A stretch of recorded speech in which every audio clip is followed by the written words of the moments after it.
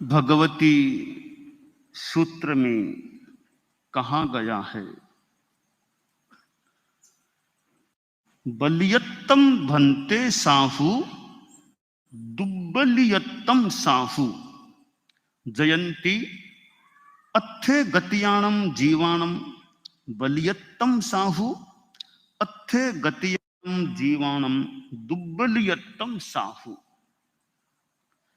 श्रमणोपासिका जयंती भगवान महावीर के सानिध्य में उपस्थित है और जयंती श्राविका एक महत्वपूर्ण श्राविका भी थी। उस समय कौशाम्बी नाम की एक नगरी हुआ करती थी। वहां चंद्रावतरण नामक चैत्य और कौशाम्बी नगरी में सहस्रानीक राजा का पौत्र, शतानीक राजा का पुत्र, चेटक राजा का दौहित्र, मृगवती देवी का आत्मज यानी पुत्र और श्रमणोपासिका जयंती का भतीजा राजा उदयन वहां था। और राजा उदयन की माता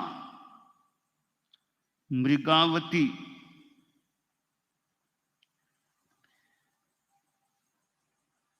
जो थी वो भी थी बेटा और मां। इधर यह जो जयंती थी वो राजा उदयन की भुआ होती थी, मृगावती की ननंद होती थी, यानी एक अच्छे परिवार की वो महिला थी। श्रमणोपासिका जयंती थी, वह सय्यातरी भी थी।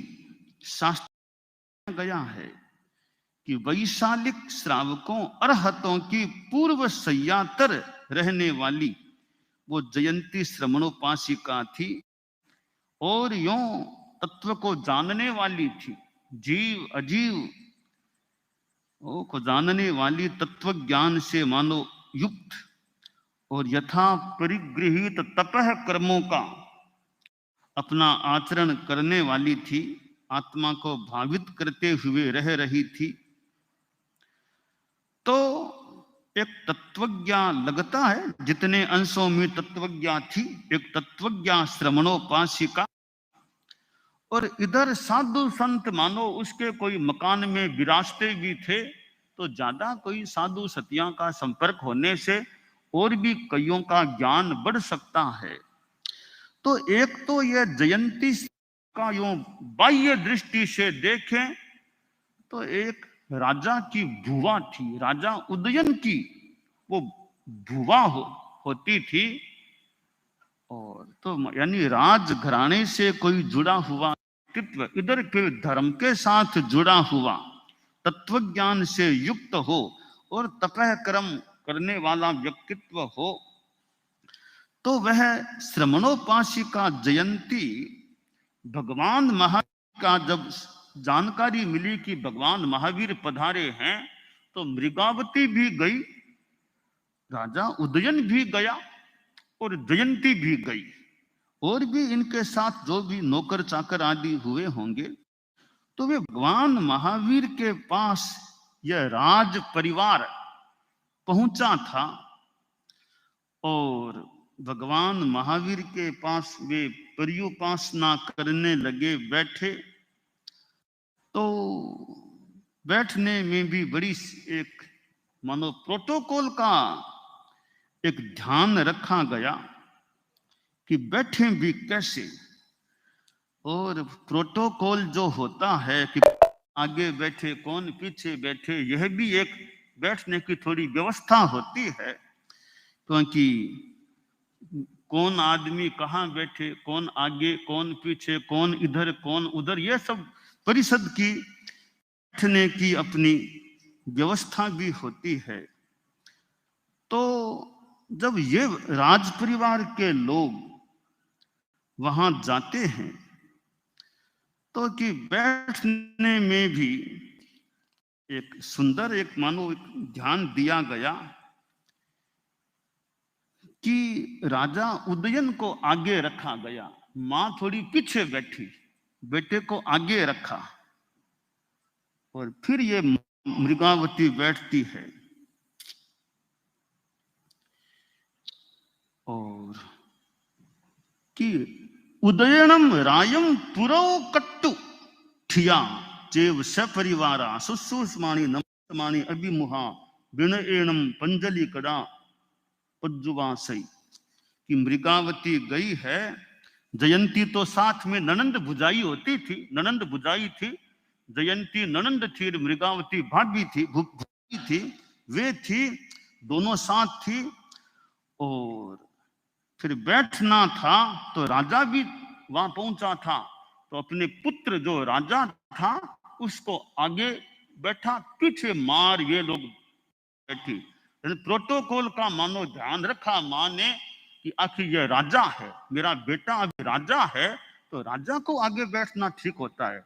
तो भगवान महावीर के पास वहां बैठे तो अपने बेटे को, बेटा आगे बैठा, मां थोड़ी पीछे यूं बैठी।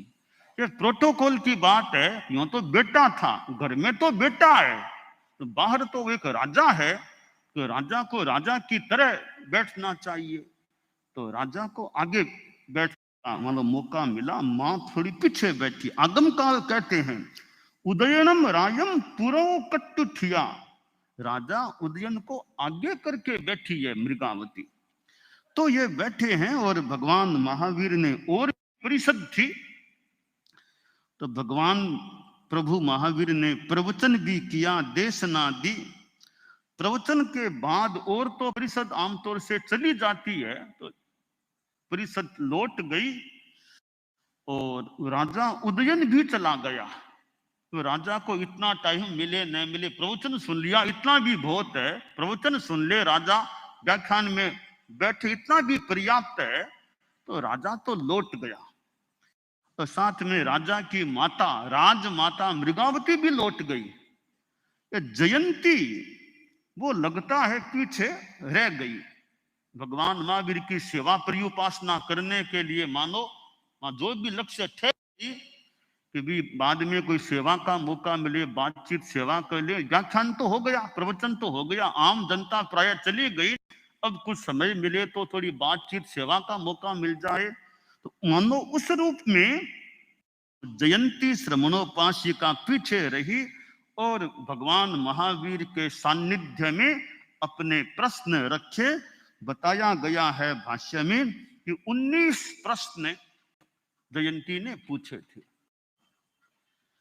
तो एक विशेष बात है कि प्रश्न पूछे और भगवान उस प्रश्नों के उत्तर भी दिए गए हैं। तो जैसे सोना अच्छा या जागना, यह प्रश्न पूछा था कि जीवों का सोना अच्छा या जागना, और इसका उत्तर दिया गया। श्रमणोपासिका जयंती ने यह भी प्रश्न पूछा कि बलियत्तम बनते साहू दुर्बलियत्तम साहू, कि भगवान बनते जीवों का बलिष्ठ होना, बलवान होना अच्छा है या दुर्बल होना अच्छा है। हम सामान्य रूपेण सोचें तो भी बलवान होना बढ़िया है, दुर्बल क्यों रहे आदमी, दुर्बल होना क्यों बढ़िया, बलवान होना अच्छा है। सामान्यतया तो स्थूल उत्तर तो इसका यही हो सकता है कि बलवान हो, शक्तिशाली बनो, शक्तिशाली होना अच्छा है, कमजोर मत रहो। किंतु इसका उत्तर जो दिया गया कि जयंती कुछ जीवों का बलिष्ठ होना अच्छा है, कुछ जीवों का दुर्बल होना अच्छा है। प्रश्न पूछने वाले पूछ लेते हैं, उत्तर देने वाले फिर वो कितना गहराई से उत्तर देते हैं, इतना सुंदर वो समाधान कर दें, वो उत्तरदाता की मानो सफलता होती है कि प्रश्न का उत्तर बहुत सटीक, बहुत टू द पॉइंट, एकदम सही जवाब उत्तर देने वाला दे दे तो उत्तरदाता सफल होता है। और प्रश्नकर्ता को संतोष भी हो जाए, बी सेटिस्फाइड, एकदम मैं संतुष्ट हूं, मुझे समाधान मिल गई है। हालांकि कई बार उत्तर मिलने पर भी प्रश्न करता संतोष नहीं भी माने, भी मुझे तो संतोष नहीं है आपके उत्तर से, थोड़ा और प्रयास कर लें भाई, किसी इसको संतोष हो जाए तो फिर भी संतोष पूरा हो, किसी को न भी हो, तो उत्तरदाता जितना संभव हो सके अपनी ओर से बढ़िया उत्तर देने का यथा अवसर द्रव्य क्षेत्र काल भाव देख करके देने का प्रयास करे। और उत्तरदाता को यह लगे कि इसकी सही जानकारी अभी मेरे दिमाग में नहीं है, ग्रंथ कंसल्ट करना आवश्यक है, बिना कंसल्ट किए उत्तर देना कठिन है, तो उत्तरदाता भले यह भी कह दे कि इस बात का मैं अभी उत्तर देना नहीं चाहता, होगा तो बाद में देख करके बता सकूंगा, अभी मैं इसका उत्तर देना नहीं चाहता।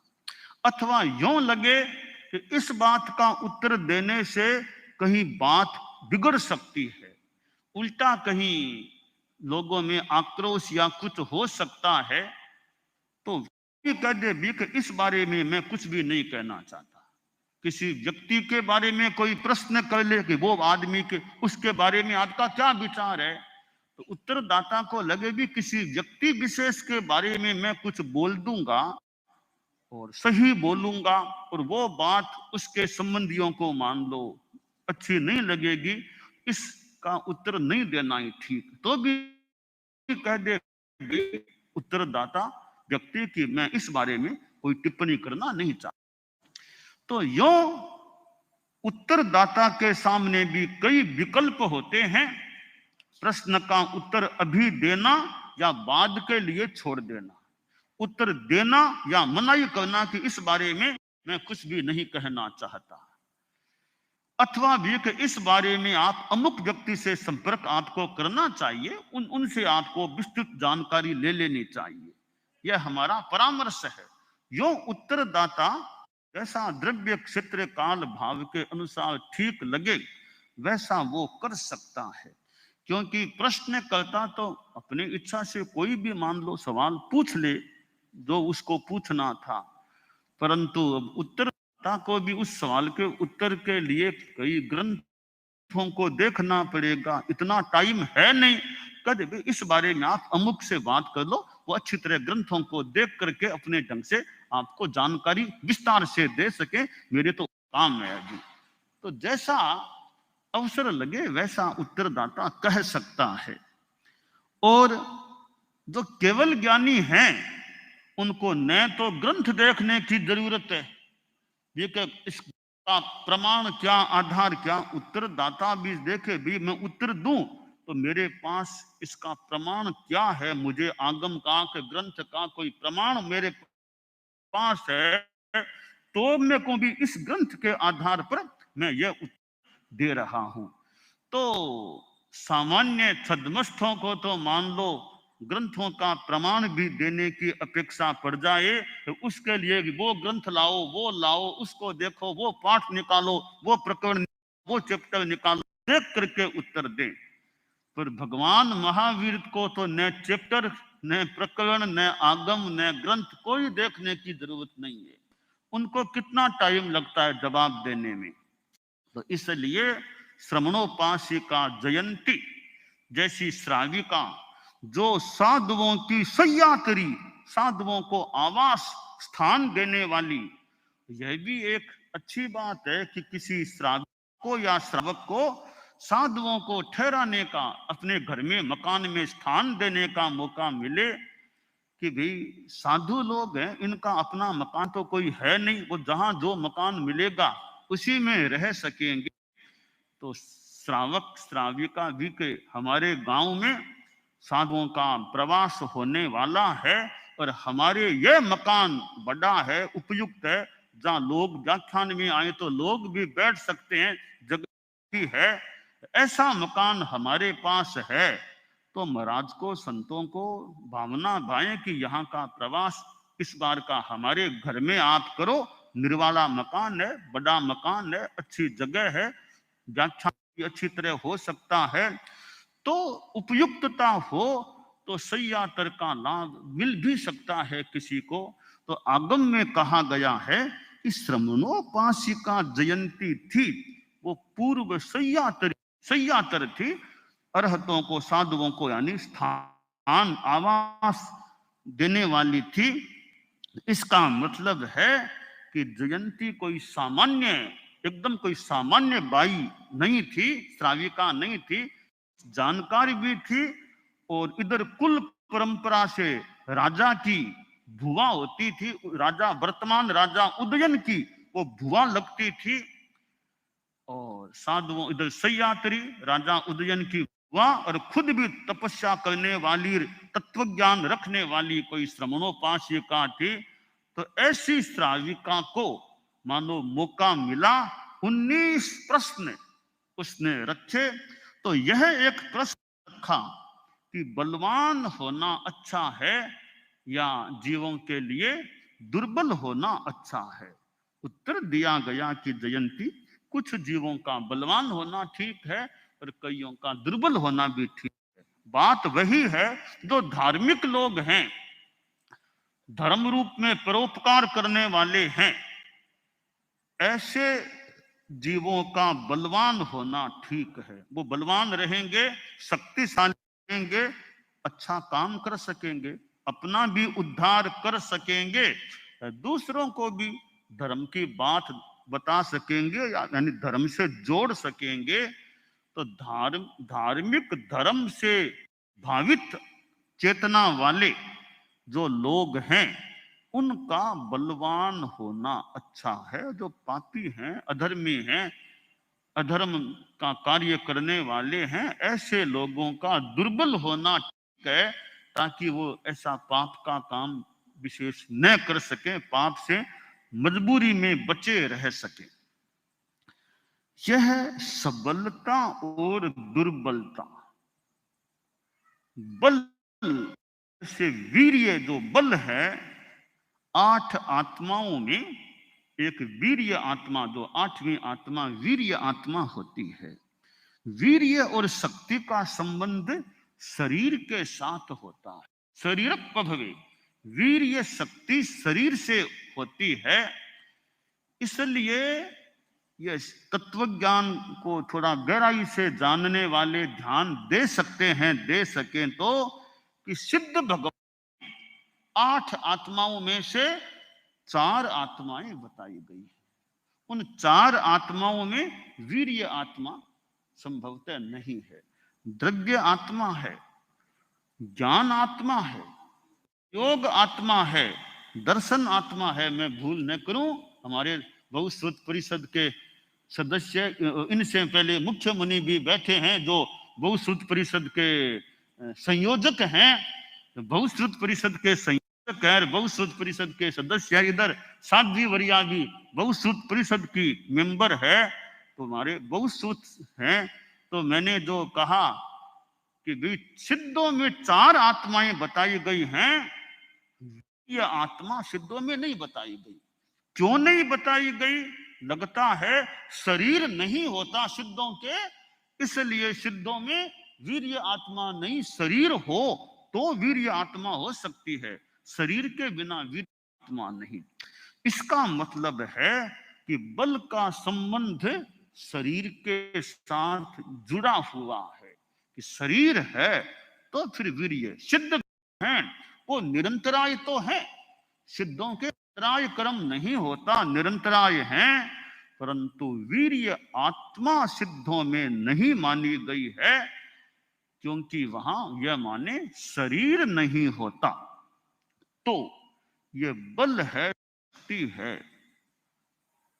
सबलता होना धार्मिक आदमी के लिए अच्छा है। जितना शक्तिशाली हो आदमी, परम पूज्य आचार्य तुलसी जो धर्म के आचार्य थे, धर्माचार्य थे, धर्म प्रवचनकार भी थे, और हमारे जैन श्वेतांबर तेरा पंथ के तो सम्राट थे, परंतु साथ में यानी उनके शरीर में मानो शक्तिशालीता भी प्रतीत होती, शक्तिशालीता थी। तभी मां ने कितनी यात्रा कर ली। कहां? कोलकाता, राजस्थान से, बीच में कानपुर में चतुर्मास किया, फिर कोलकाता चतुर्मास, राजस्थान से चले, बीच में अहमदाबाद चतुर्मास किया, फिर आगे साउथ पधार गए, वापिस राजस्थान पधारे, कोलकाता से भी राजस्थान, एक साथ कोलकाता का चतुर्मास विक्रम संवत 2016 का संपन्न किया और 17 का चतुर्मास राजनगर मेवाड़ में कर दिया।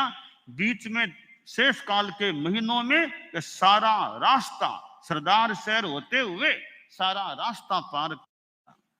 तो शक्तिशाली शरीर था, तब इतना रास्ता पार कर दिया, इतने संघ समुदाय को साथ रखते हुए, तो बल था। और भी हम आचार्य तुलसी में जैसा अनुमान लगाते हैं कि कितने संघर्ष आए, कितने क्या स्थिति, पर फिर भी उनका कैसा मनोबल। कालुगणी को भी जब उन पर भी ध्यान लगाऊं, कालुगणी को देखूं तो प्रतीत अनुमानित हो रहा है कि कालुगणी भी बड़े बलशाली एक मनोबली व्यक्ति थे। यो तकलीफ हो गई तो कोई बात नहीं रे, कोई मकान में कुछ भी कोई डर है, क्या है, कोई परवाह नहीं, इसका मतलब है डॉक्टर आ गया कि ऑपरेशन कर देगा, ना ना मैं नहीं कराऊं ऑपरेशन, मेरे लिए लाए गए औजार है गृहस्थों के। कितना उनका एक वो निष्ठा या मनोबल रहा होगा। तो यह बलवान होना अच्छा या दुर्बल होना अच्छा, यह प्रश्न जो जयंती श्रमणोपासिका ने किया, तो उत्तर दिया गया कि दोनों ही बातें हैं। कई जीवों के लिए बलवान होना अच्छा है और कई जीवों का दुर्बल होना अच्छा है। धर्मियों का बलवान होना बढ़िया, अधर्मियों का दुर्बल होना बढ़िया। तो श्रमणोपासिका जयंती के प्रश्न और फिर उत्तर ये भगवती सूत्र में प्राप्त होते हैं।